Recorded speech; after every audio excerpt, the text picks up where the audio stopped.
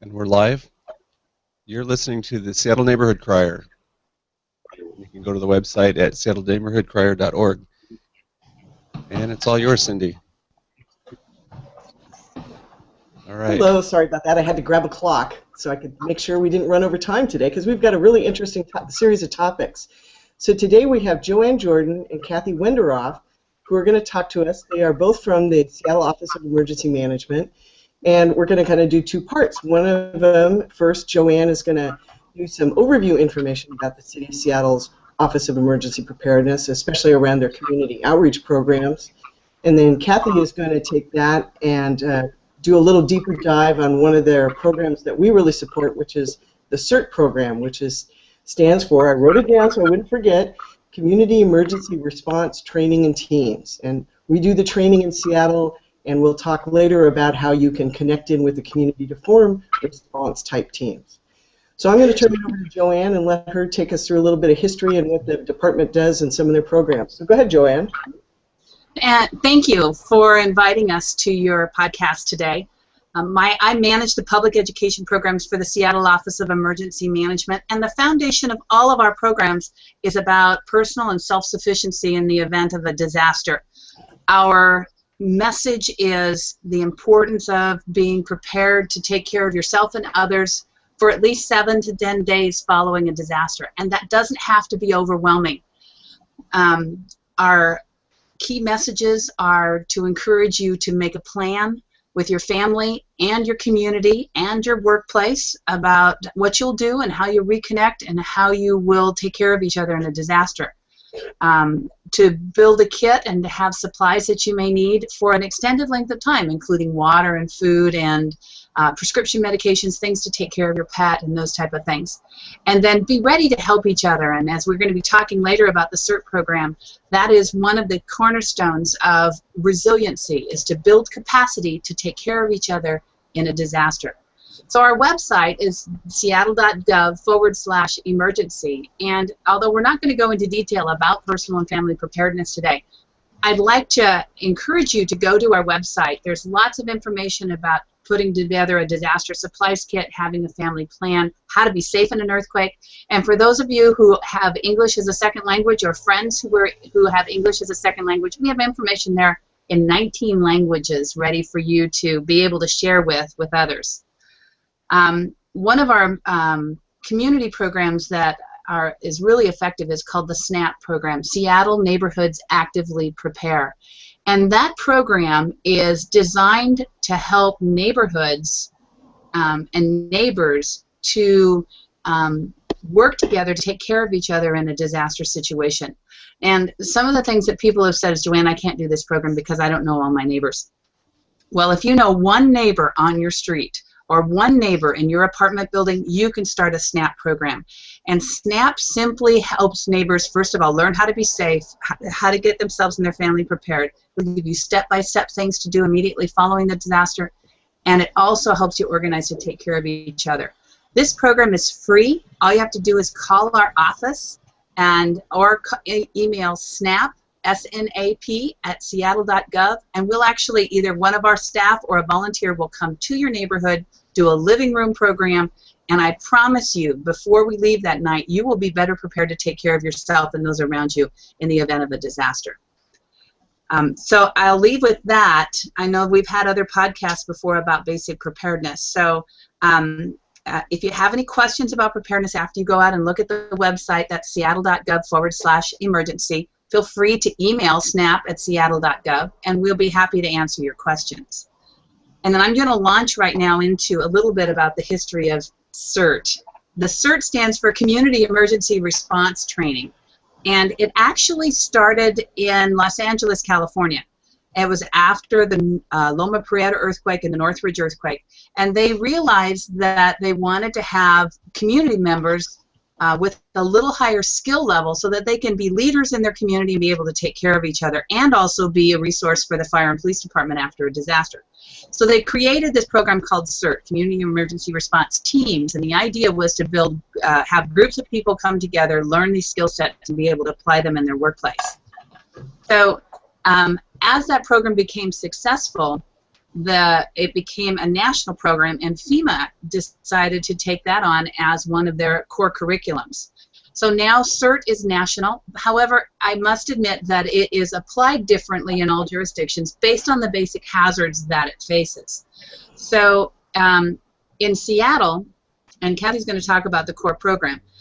In Seattle, the program, or what we teach, is the core part of CERT, which includes a skill set for being able to take care of each other, actually hands-on skills training, and it also includes how to be a good leader and how to direct people, especially those that have never wanted to take part in your disaster preparedness program. One of the things I always say when I teach in my classes, in my neighborhood classes, is that you will always have neighbors who don't want to get involved in the planning program and the planning process. But on the day of the disaster, they're going to want to help, and so that leadership training is really important. So CERT has been around for probably about 15 years now. It became national about 10 years ago at least. And I'm going to go ahead and turn it over to Cathy to talk about what are the components of the CERT program and how we do CERT here in Seattle. Well, again, thank you for having us here, and it's a wonderful opportunity. CERT is actually one of my favorite programs to work with, and JoAnn and I trained together on the CERT training.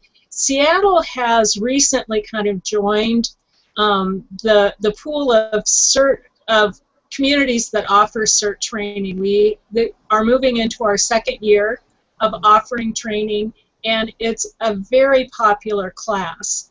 Lots of people want to be CERT trained, and unfortunately we never have enough space for everybody who wants to. So I'll talk a little bit at the end about how you find out about CERT training and how you get enrolled in it. But it's sort of emergency management or emergency preparedness on steroids. It is set up in 6, depending on how you set it up, 6 or 7 different modules that take you through the very basics of emergency preparedness, like what JoAnn was talking about. How do you make sure that your family's prepared? How do you make sure that after a disaster you're able to reconnect with the people that you care about? And how do you take care of yourself in that moment? In our area, our biggest disaster is going to be a major earthquake. And so we spend a little bit of time talking about how do you stay safe in an earthquake, and we really encourage people to go home and practice those skills with their family, with their coworkers, with any sort of social group that they might have, because what we know is that the more you practice something, the more instinctual it becomes in that moment. And so if you can get your kids to practice that 4 or 5 times, that's just going to become an instinct for them in that moment. So we do that very basic education, the very first class, to talk about this is all the stuff that you should be doing and should be prepared to do in your home. And then we do a number of skills-based classes. And that's, I think, what I love most about CERT, is that it's not exclusively sitting in a classroom and listening to someone talk to you about how to do something. You, as a participant and as a student, get to practice those skills.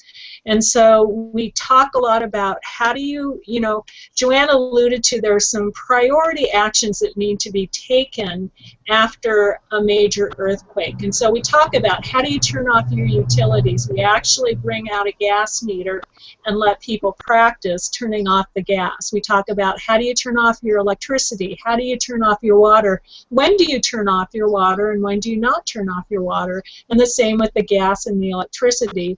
We have this really cool new tool that we've been using to teach people how to use fire extinguishers. You know, a fire extinguisher is a mandatory piece of equipment that everybody should have in their homes, but especially after a major earthquake. It's going to be important to put those small fires out before they grow. Well, how many of us have actually used a fire extinguisher?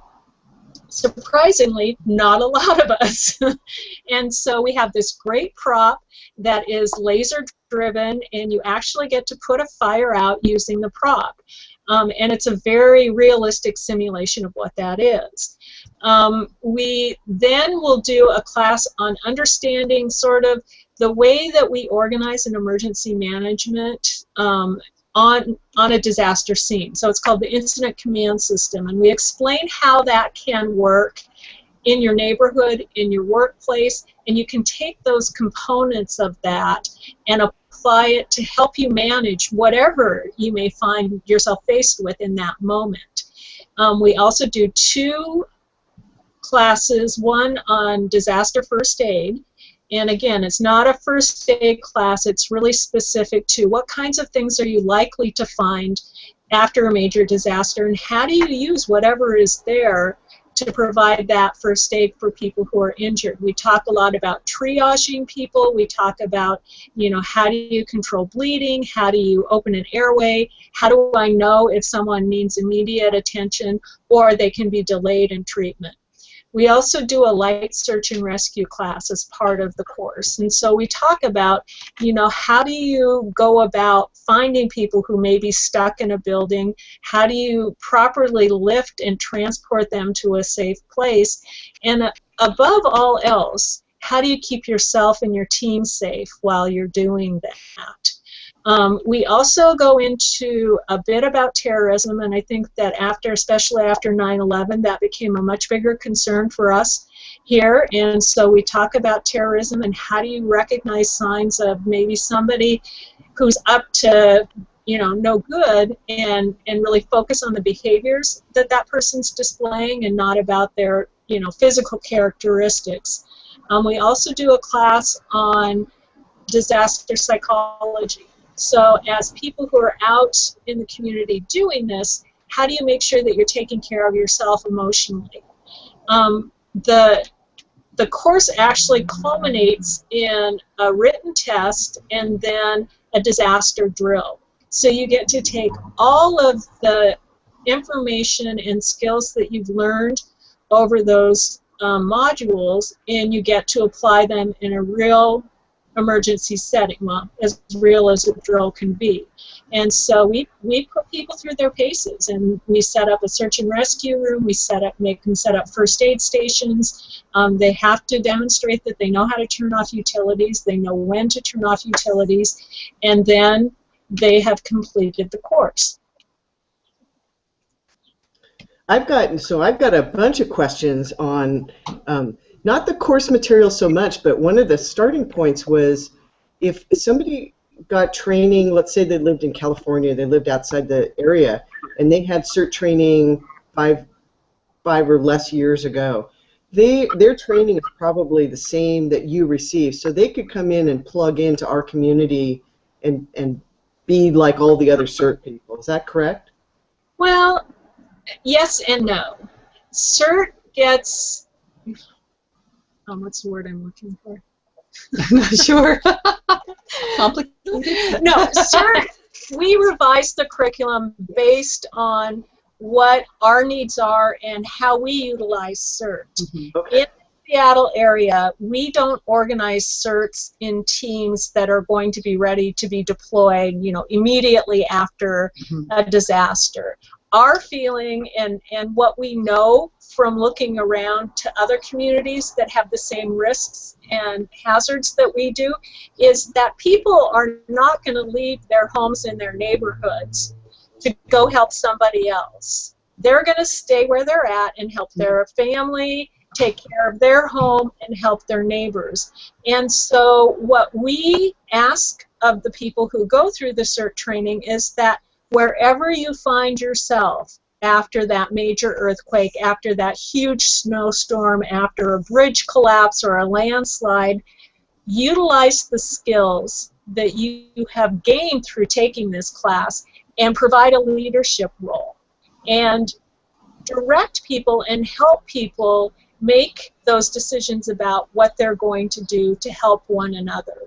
And what we know from looking at how people respond in disasters is not that people panic and run away. They want to help, but they're looking for someone to say, do this, do that, here, we need to organize in this way. And that's why we really give you a portion on that incident command system, because if you're in the midst of having to respond to all these different things, having a process and a way to organize folks so that you don't get overwhelmed with that is really important. the other thing about CERT is because it is skill-based, you have to practice those skills. And if you took a class 5 or 10 years ago and you have had no other exposure to it since then, it's probably a good idea to take another class and then find a way to make sure that you're keeping those skills current, that you are practicing, that you're taking what you've learned and you're reaching out to your community and helping other people become more self-reliant. Because what JoAnn said is very true. You know, the day of the earthquake, the things that we rely on every single day to keep us safe, to keep us comfortable, aren't going to be available.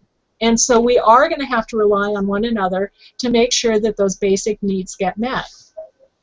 That was a great explanation, because when I was asking it, I was thinking more along the lines of, if you learn cribbing's probably cribbing, but you're right, if somebody hasn't practiced it for a long time, that skill is now rusty and not dependable, but their leadership skills still might be valid and usable and instantly deployable. So that's a really good point to make. Absolutely. One of the things that we always have learned is that the more people think about preparedness, and whether it's formal training, reading, the more resilient people are and the more flexible that they can be in how they step in to respond. That's really key, and I think that's one of the emphases you guys put on in all the community outreach programs you do, is you can't predict what the disaster is going to be, but you can certainly be a part of the response if you are creative about how you can step in and show leadership. Talk again a little bit about, a leader does not have to be someone who's big, high-skilled. You know, a leader is just someone who can see the need and understand a way through the issue. And you probably have seen all sorts of interesting examples in the people you've met who turn out to be leaders who weren't expecting that of themselves.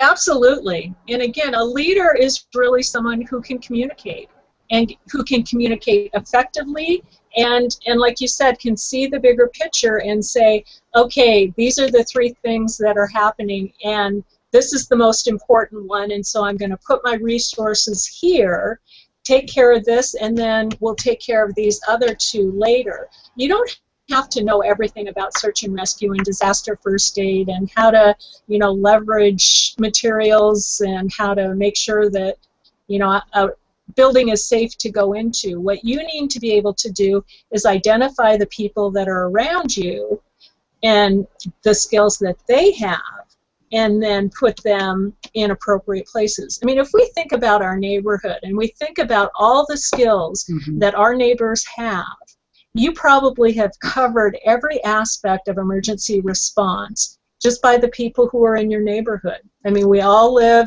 you know, where there are doctors and nurses and construction workers and, you know, people who work for utilities and the electric company. And so at its very fundamental level, everything that we do in community outreach is about connecting people with each other. I often say when we teach our classes that it's not a lack of resources or a lack of talent in a disaster. It's harnessing the resources that you have. And we encourage people in the CERT program and in the SNAP program to get to know your neighbors and find out what the skills and the resources are, and then being able to adapt is really key, and that's one of the things we talk about in the CERT program, is how do you use the resources you have to be adaptable to meet the highest priorities. And we talk a lot about what are those priorities. Life safety is always first. Your team safety and your buddy safety is number 1. And in the SNAP program and in the CERT program, we talk about after the shaking stops, check yourself, your family, your home, and then venture out to help your neighbors, and then ultimately your neighborhood. And each one of those steps, you're using the skills that you learn in our preparedness programs, online, or in the CERT program. And I think the other thing that CERT allows for is that sort of sense of working together. We really push people in the training to work as teams, to figure things out for themselves. We don't, you know, give them a bucket list of, you know, do A, B, C, and D. We give them situations and say, okay, how are you going to handle this? Because, again, everybody brings a skill to the table. And it's about being able to, like JoAnn said, identify who has what skill, and then how do we utilize it? And we get people all the time that say, you know what, I can't do search and rescue, I can't do first aid. Well, you can't do that, but you can watch kids, right? Or you know how to cook. And so when the neighborhood empties their freezers because we're out of power, you can take, you know, the responsibility of putting together, you know, all of that food so that the neighborhood can eat. So we really encourage people to be creative and to learn about who lives in their neighborhoods and know who are the vulnerable people in your neighborhoods, what are the skills that exist, and each neighborhood has their own personality. Some are going to be like the uber super prepared folks that, you know, drill and practice every year, and others are going to say, you know what, we don't really know who's going to be here, so we'll just kind of, we know what we need to do, but we'll take it day up. And there isn't a right or wrong way of doing them. Yeah. Well, one of the purposes of our podcast has been to try and, as people get engaged in, you know, the different topics that we cover, block watch, preparedness, and civics, you know, continuing to make connections. So let's take those graduates now that they've come out, and we'll talk about two things. One is connecting in your neighborhoods. You know, that's always the more desirable state instead of meeting your neighbor on the day of the disaster. And then also we'll talk later about opportunities to practice, because the rusty skills is, you know, a concern for the graduates as well. Right. We, the hub program that we've got, we would want people to come out and connect into their emergency hubs. And if a CERT person's trying to figure out where those are, those are on our website, seattlehubs.org. But when a CERT person comes out, that's really, you know, it's like a connector. You know, you have to be proactive, and you really have to be conscious of going and making that connection. What are some other ideas besides just the hubs that you have for people to, you know, do they use night out to go connect with block watch groups? You know, how would you encourage people to connect into their community, either whether they're a recent graduate of your program or they're a person who got trained in CERT outside Seattle and is looking to connect now? Well, first of all, that is one of the premises of our class. The very first day of class, we start with having everybody stand up, and if you live north, south, east, or west of the room we're in right now, go to those areas and meet the people that are there. And now we rearrange and say, how many of you, let's go stand across from each other, who's been in a disaster and who hasn't, step forward and just talk to those people. So we really, from the very first activity that we do in the CERT program, we are encouraging people to make those connections. Another part of the CERT program, homework assignment, is to host a neighborhood SNAP program. And so having taking that initiative right away to get to meet your neighbors, even if it's only a few neighbors, we encourage that as part of the process. Cathy and I also have a philosophy when we teach, is that everything we teach, we try to teach in a way in which the CERT member themselves can reteach this program to their family, friends, and neighbors. So let's say you have a group of people in your neighborhood that just don't have time to take a 32-hour class or a 27-hour class, depending on the format of the CERT program. Then you can organize people that are interested in search and rescue and teach them what you've learned in the CERT program. And you're expanding that program organically.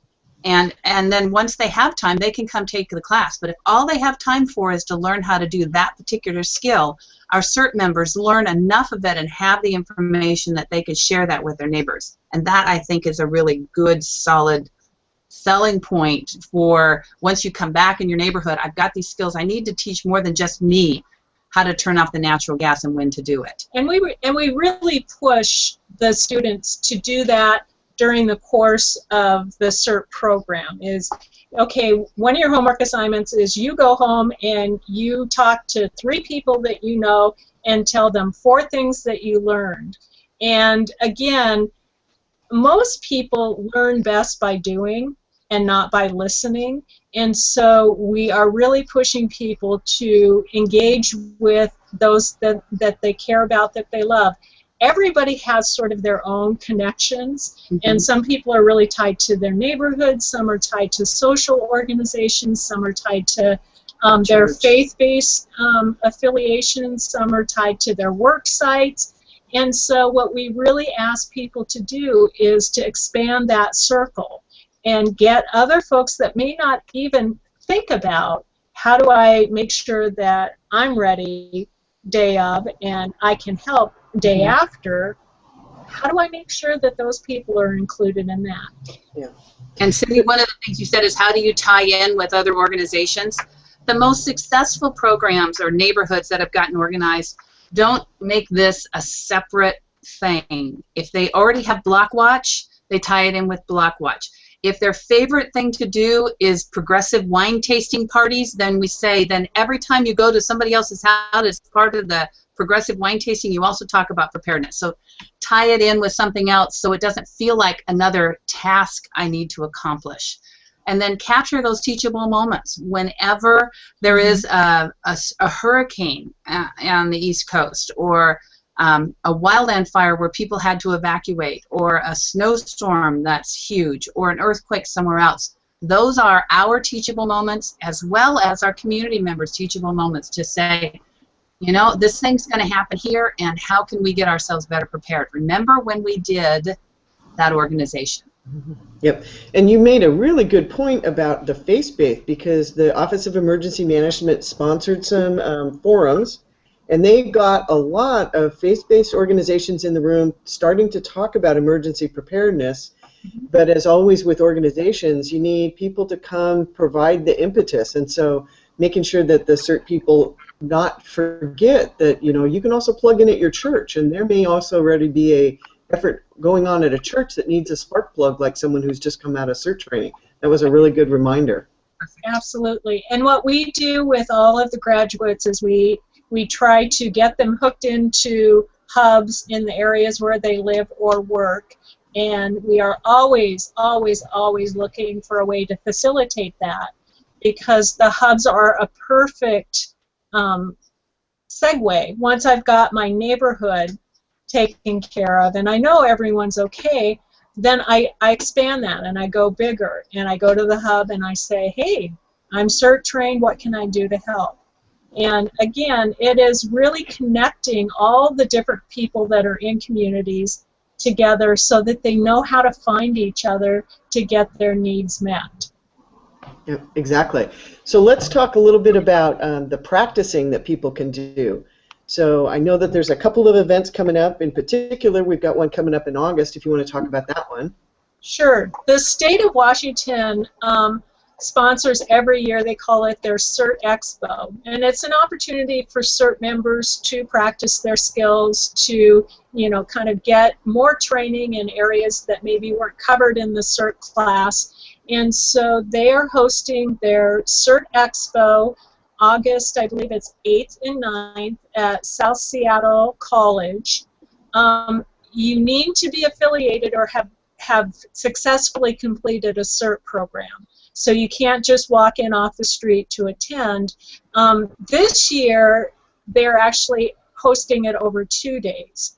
And so the first day is sort of that classroom learning where you'll have opportunities if you want to learn more about ham radio operating or you want to take a refresher in first aid, that those classes will be available. And then the second day, they're hosting what they call the CERT Olympics. And that's when teams of CERT members get together and compete against each other to see who can do, you know, the skill-based things the most efficiently, the most, I don't know, quickly. It's just kind of a fun way for people to practice their skills.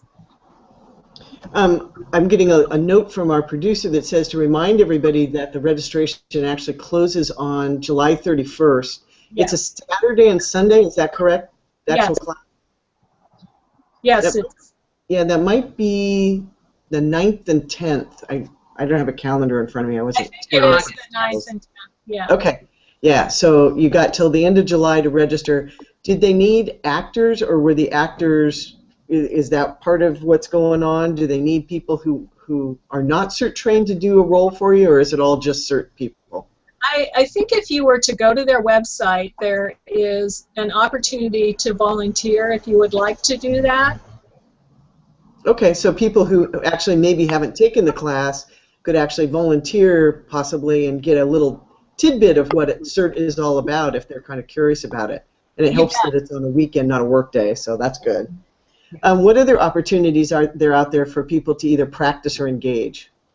Well, Neighborhood Night Out is coming up on August 5th, I believe. First Tuesday in August. Yes. Yeah. And it's a fabulous time to get your neighbors together when they're having fun. You register to block your street off if you like to at the Seattle Police Department's website. You do need to register for that. And when you register, you can ask if you can have materials mailed to you prior to your event. They're getting tight on time here, so it may get there a day late if you don't get registered pretty quick.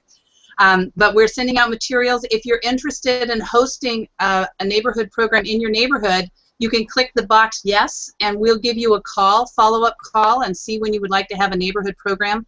And then, of course, we'll be directing people to our website to sign up for our listserv for those that are interested in getting into the next CERT class.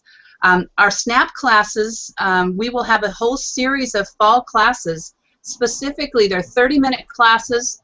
They are 2 on our website, and those are hosted in the libraries. And I believe that this series is all about how do you easily store emergency drinking water. And water is one of the most important things to store. And that, too, is a component of CERT. One of the first things we teach in the CERT program is that personal and family preparedness to be self-sufficient.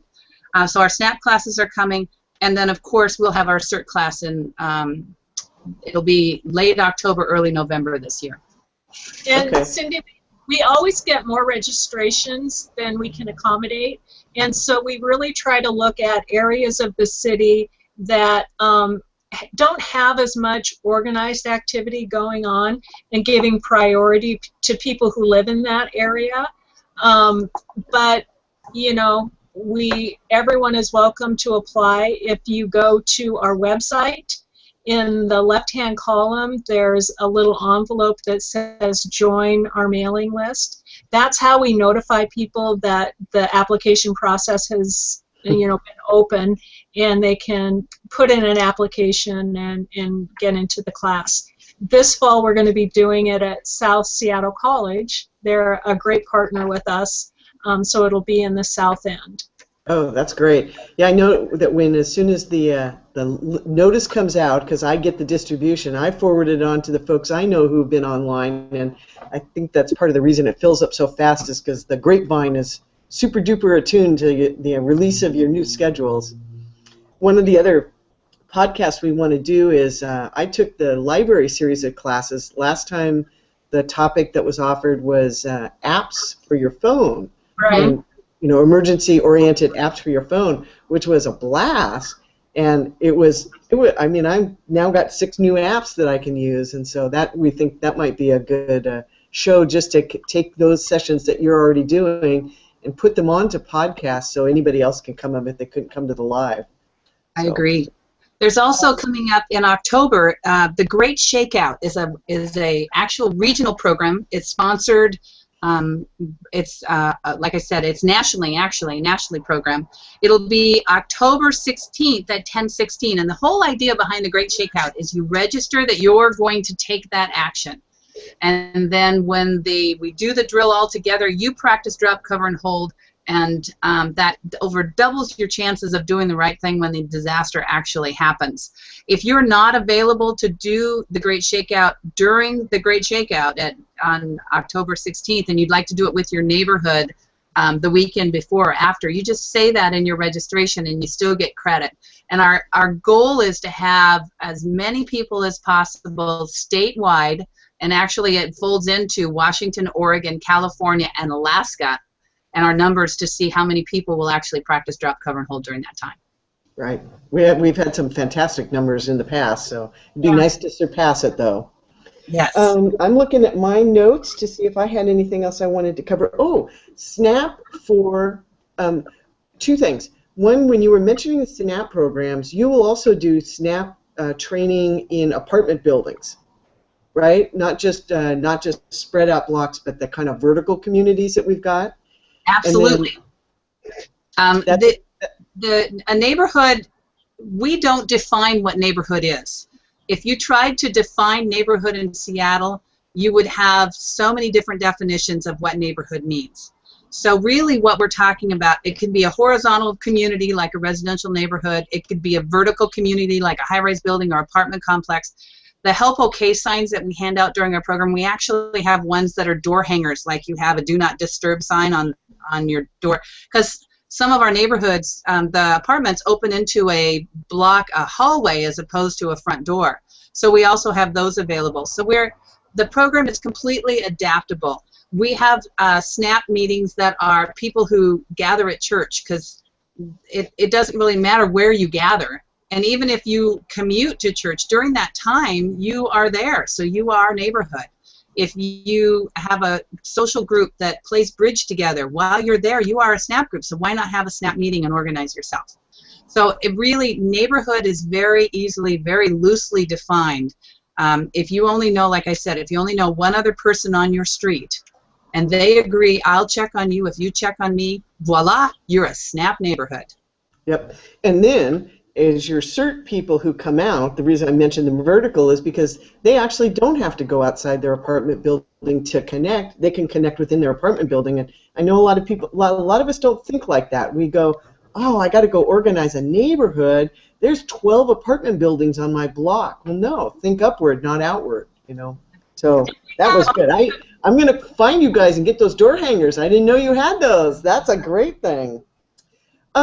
So we're coming close to the end of our time. What else? What are the general things? Anything else that we haven't covered that you might want to put a word in for?